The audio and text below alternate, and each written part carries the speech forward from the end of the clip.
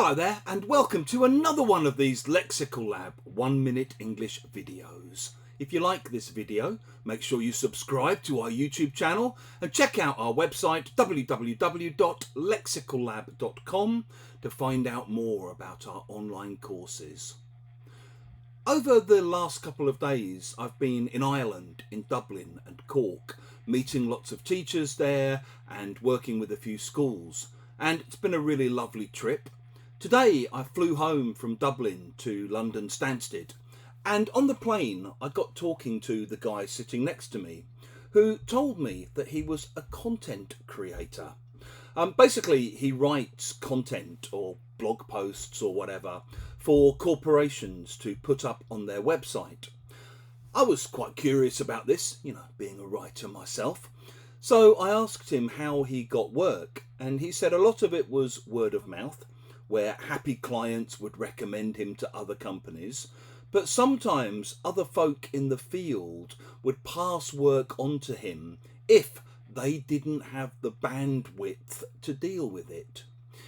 If you say that you don't have the bandwidth to do something, you basically mean that you don't have the time or energy or ability to deal with a particular situation, especially one that maybe involves a lot of information or a lot of problems or both.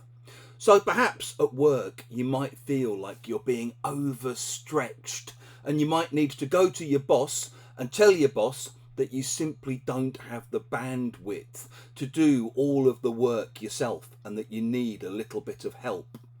Maybe if you're part of a small team and someone gets in touch with you and asks if you can take on a new project, you might sometimes just have to be honest and say, listen, to be honest, at the moment, I don't think the team has the bandwidth to take on anything new. We also talk about having or not having the physical bandwidth, the mental bandwidth, and the emotional bandwidth, like the physical or mental or emotional ability to do things.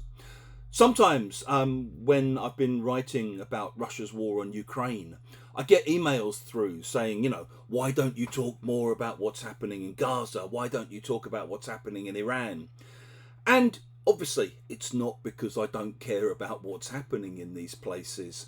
Personally, it's just simply because I don't have the emotional bandwidth to engage with those conflicts in the same way as I'm engaging with what's happening in Ukraine, which is a country I know very well and a place where I have a lot of friends.